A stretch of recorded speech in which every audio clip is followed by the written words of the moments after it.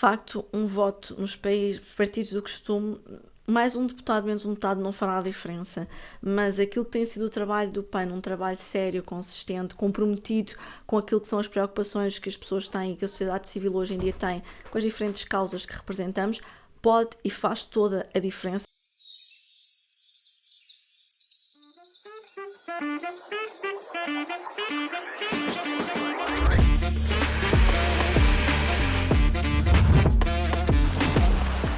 Estamos aqui em mais um podcast do Sumo Detox, aqui do Partido PAN Madeira, e hoje temos uma convidada muito especial. Estamos aqui com a Inês Sousa Real. Muito bem-vinda ao podcast. Olá, o gosto é todo meu, é um prazer estar aqui, não só para este fim de semana podermos estar junto da população e representar a direção nacional, mas também, de alguma forma, apresentámos a candidatura na segunda-feira, que vai ser um momento muito especial para a Madeira, para as causas que representamos e, evidentemente, para o PAN. Nem mais. Para nós é mesmo bom contar com a tua presença, também para contextualizar, porque nós já temos aqui alguns episódios lançados, mas é sempre bom ter alguém também a nível nacional e tu, enquanto porta-voz do partido, poderemos assim dizer, e falar um bocadinho daquilo que tem sido o percurso do PAN, de modo geral, e aquilo que também tem sido o teu percurso dentro deste desafio que abraçaste. Bom, o PAN é hoje um adolescente, não é? Ou seja, o PAN, quando foi fundado e reconhecido oficialmente em 2011, começou, na verdade, num projeto de recolha de assinaturas em 2009, que concluiu em 2010. Sobretudo veio da causa animal, ou seja, de ativistas da causa animal que tinham já uma visão holística no sentido da integração da proteção animal com a proteção ambiental, e daí na altura ter surgido com o Partido Animais e Natureza. Foi, de facto, um passo muito importante no panorama político português. Eu recordo que já há cerca de 20 anos que não entrava uma nova força política na Assembleia da República, mas foi precisamente aqui na Madeira que nós tivemos uma das nossas primeiras representações, neste caso na altura com o Rui Almeida, e que tivemos conquistas muito importantes, como por exemplo, pela primeira vez, a abolição dos animais selvagens nos circos. Mas para quem possa também não ter acompanhado o PAN desde o início da sua fundação, desde logo muito cedo e após o partido ter sido reconhecido, precisamente por esta visão de todo que temos e de como está interligado os direitos humanos, os direitos dos animais e a proteção do planeta, de facto mudámos o nome para Pessoas, Animais e Natureza. Eu estou no PAN desde a sua fundação, eu voluntariei-me, ainda o PAN não tinha sido reconhecido, para contribuir com os grupos de trabalho, neste caso como jurista, que é a minha base de profissão, e na altura preenchi a folha como voluntariada, tinha ido à clínica veterinária com a minha cadela, a Iris, já faz muitos anos, já não está connosco, e depois, alguns meses depois, recebi um contacto da Paula Pérez, que foi depois a nossa primeira vice-presidente do partido, a perguntar então se eu sempre queria colaborar com o PAN, e começou assim esta jornada e esta grande aventura que tem sido, por um lado, trazer causas disruptivas ao Parlamento, porque a voz que é dada hoje, quer aos animais, quer ao planeta, mas também em alguma dimensão a direitos sociais que tantas vezes ficam esquecidos, têm sido levadas precisamente pela mão do PAN, e isto tem sido muito importante, seja porque precisamos de quebrar com este status quo, com o conservadorismo que às vezes vemos na política, seja porque efetivamente precisamos transformar a sociedade, e o PAN propôs-se a isso, a criar uma sociedade mais empática, mais justa, solidária para com as pessoas, mas também para com os animais, e acima de tudo com esta casa comum que é o nosso planeta, que é um planeta lindíssimo, vibrante, cheio de vida, e que temos que salvaguardar e proteger para termos todos mais qualidade de vida. Sem dúvida. E estavas a falar aqui do início do partido, e esta é uma questão que também já foi colocada em outras vezes aqui também no podcast, nomeadamente até mesmo aqui ao porta-voz a nível regional. Portanto, começou muito com a causa animal e a questão do ambiente e a coexistência, mas depois não é só isso, porque às vezes, não sei se a nível nacional vocês também têm essa percepção, mas aqui na região às vezes as pessoas, quando falamos do PAN, ainda associam muito à causa animal, e às vezes dizem-nos, e as pessoas? Então, e as pessoas? Claro que nós tentamos sempre desmistificar isso, mas tem sentido também que o PAN também tem no terreno abraçado também esta questão, e que já se vai desmistificando esta ideia que é um conjunto, são os três, é o P, o A e o M. Bom, duas questões aí. A primeira, nós somos orgulhosamente animalistas. Não há qualquer tipo de complexo, nem temos que o ter, por termos sido, e eu recordo que em 2011, quando concorremos pela primeira vez à Assembleia da República, não apenas aqui à Assembleia Legislativa da Região Autónoma da Madeira, ficámos mesmo a muito poucos votos de eleger um primeiro deputado também na Assembleia da República. O PAN tem sido, de facto, uma voz ativa na defesa da proteção animal e isso fez a diferença na vida de milhares de animais. Quando, pela mão do PAN, se conseguiu, por exemplo, proibir os abates nos canis municipais, nós falamos, na altura, em média, eram abatidos cerca de 100 mil animais nos canis. E hoje em dia temos números que nos falam de abandono com dados oficiais de cerca de 40 mil animais. Isto mudou o paradigma, impulsionou a que as câmaras municipais tivessem que promover a esterilização. Hoje já falamos de verbas na ordem dos 13 milhões de euros. E se olharmos para aquilo que temos feito nos últimos anos, só nos últimos 3 anos, o PAN conseguiu mais de 35 milhões de euros para a causa animal. É muito dinheiro e faz a diferença. Claro. Depois, por outro lado, também conseguimos, evidentemente, trabalhar noutras matérias. E quando às vezes nos perguntam, então, e as pessoas? Eu recordo que foi pela mão do PAN que a carga fiscal dos portugueses tem baixado nos últimos anos. Conseguimos a baixa do IVA para as bicicletas para 6%, conseguimos a baixa para os produtos de origem vegetal, precisamente pela mão do PAN, conseguimos também para a aquisição de painéis fotovoltaicos, para a transição climática e para a instalação nos edifícios, também pela mão do PAN. O cabaz alimentar, o PAN foi o primeiro partido a pedir na Assembleia da República o IVA zero para o cabaz alimentar, assim que a inflação começou a disparar. E a verdade é que não foi no tempo em que o PAN pediu e que as famílias necessitavam, mas foi precisamente pela mão do PAN que baixou e que tivemos o IVA zero para o cabaz alimentar e que o Primeiro-Ministro veio ao encontro daquela que era a reivindicação.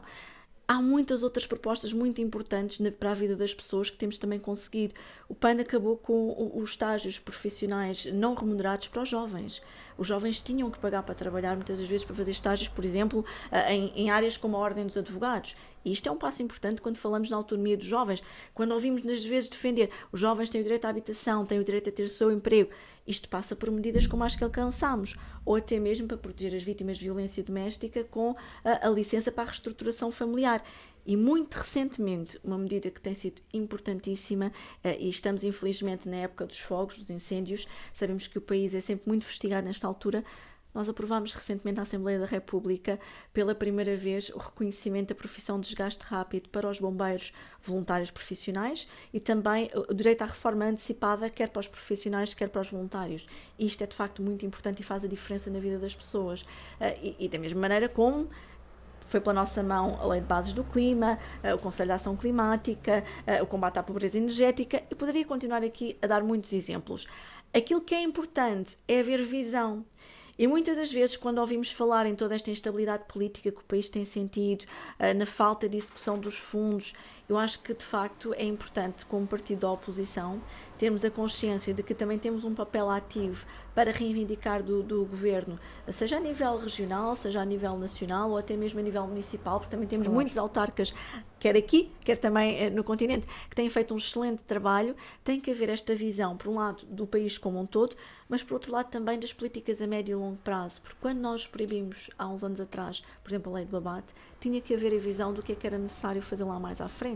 A esterilização, a sensibilização contra o abandono. Quando se mudou, até por impulso da Iniciativa Legislativa Cidadã,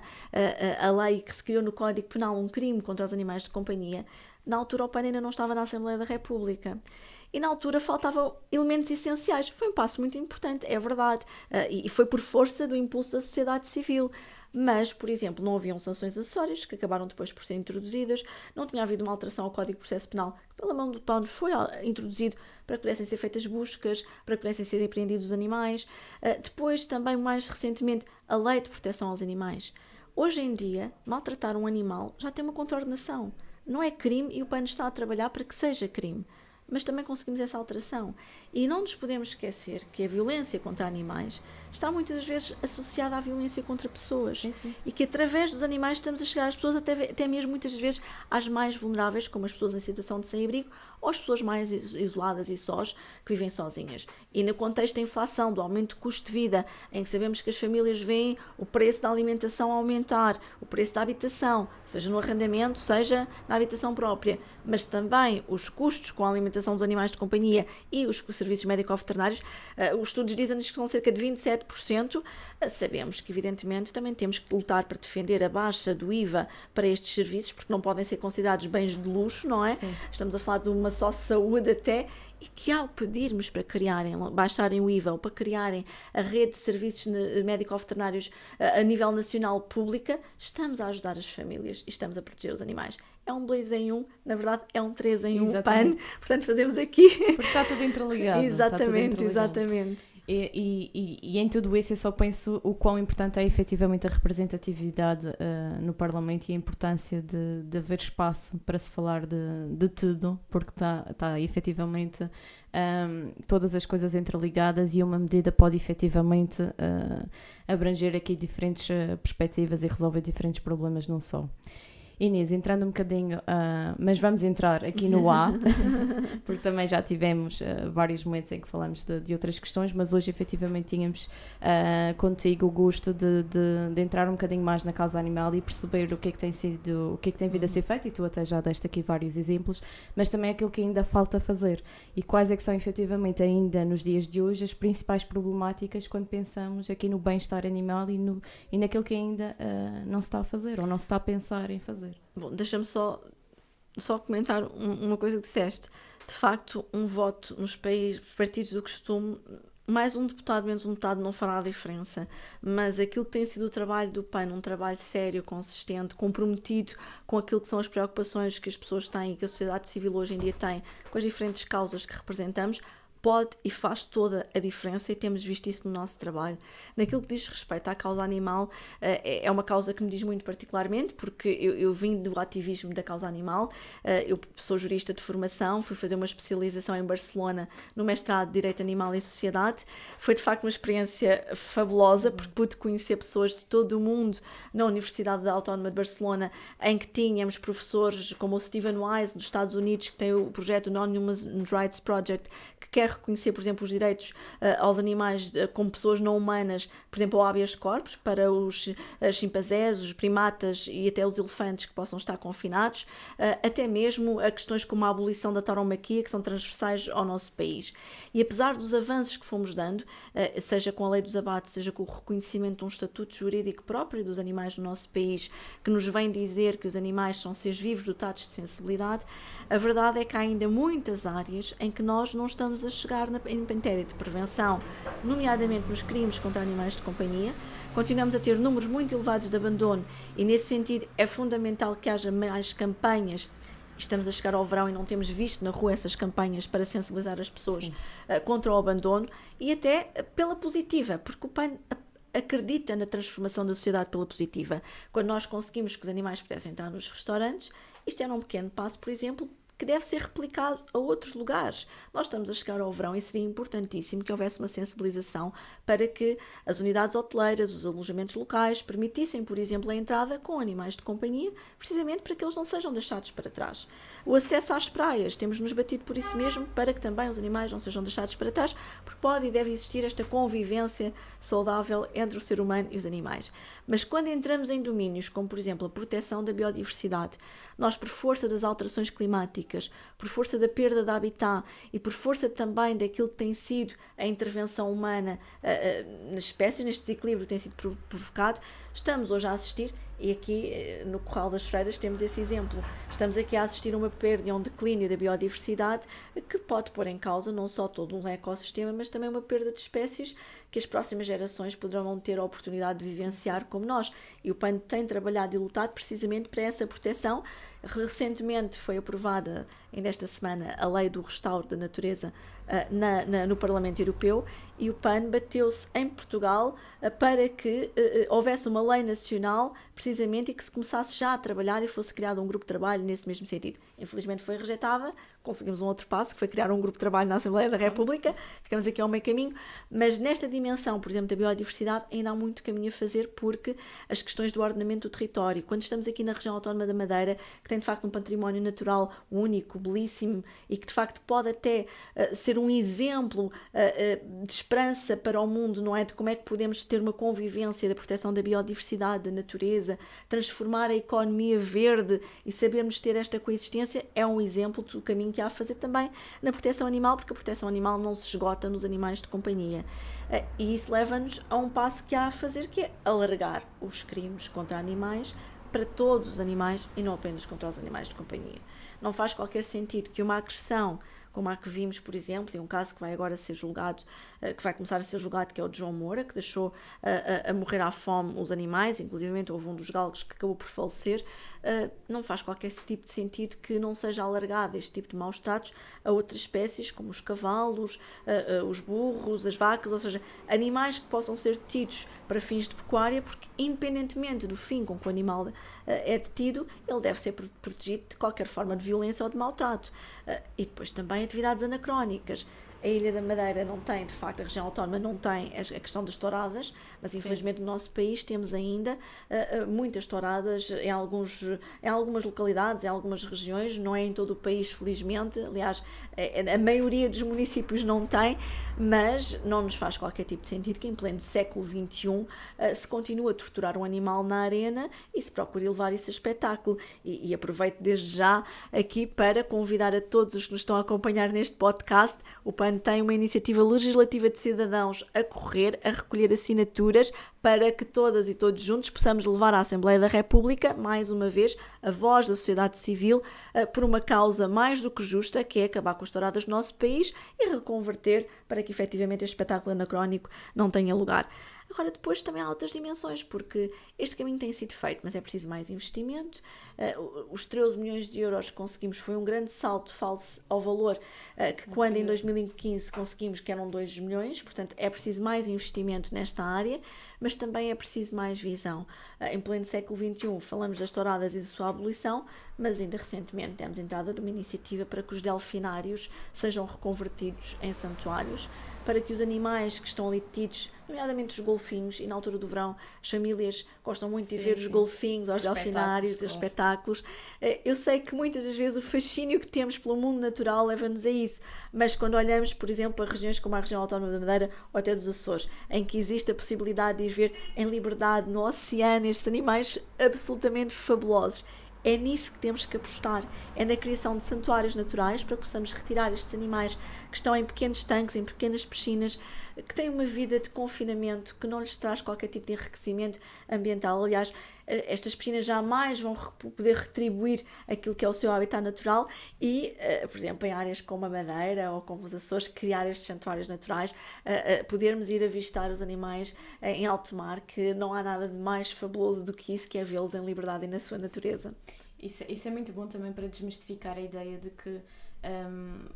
não tem que ser tudo, ou seja, há possibilidade de criar mecanismos de forma a que as coisas sejam equilibradas e que sejam benéficas, ou seja, não temos que deixar de poder ter esse fascínio, a oportunidade de observar os animais e de os ver, mas que efetivamente seja feito de forma a que eles também seja-lhes garantido o bem-estar,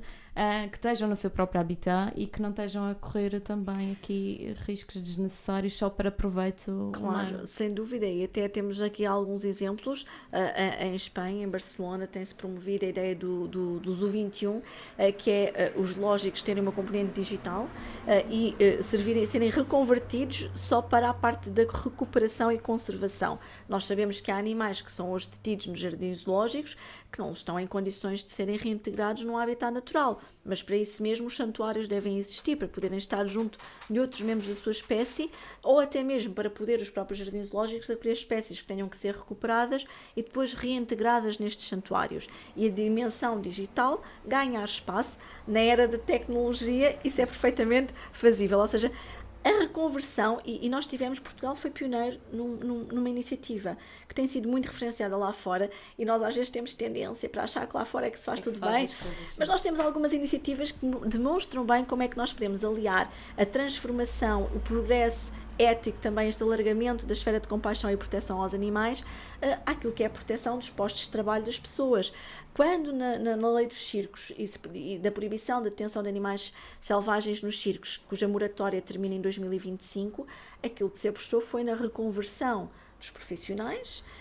Tem-se feito um caminho e têm sido já entregues vários animais ao Estado que estão a terminar os seus dias em santuários, que estão a poder viver em liberdade. Há vários animais que já foram para a Espanha, por exemplo, os felinos, os grandes felinos, já foram para a Espanha, já há poucos animais em Portugal, mas sabemos que o processo, e o PAN tem acompanhado este processo e o trabalho que o ICNF tem feito para dar, de alguma forma, respeito a esta legislação e conseguirmos que os animais tenham um fim de vida digno, ao invés de estarem confinados numa jaula e andarem a circular de um lado para o outro. E isto tem que ser trabalhado com as pessoas, com quem faz a atividade circense, e valorizarmos a dimensão humana e valorizarmos também o empenho que estão a ter na reconversão e na entrega dos animais. Depois, por outro lado, também tivemos uma lei, e isto pode ser feito, por outro lado, o exemplo dos Açores, da atividade baleeira. A transformação e o fim da atividade baleeira, da caça à baleia nos Açores, é um exemplo de como se pode transformar uma economia promovendo o turismo de natureza ao invés da caça a um animal absolutamente fantástico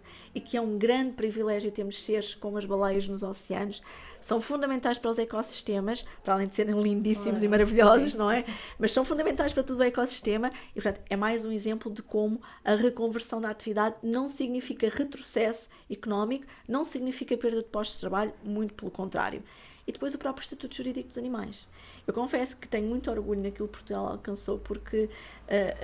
eu, como jurista, e se calhar peço desculpa, mas eu entusiasmo como jurista com a legislação que nós fazemos,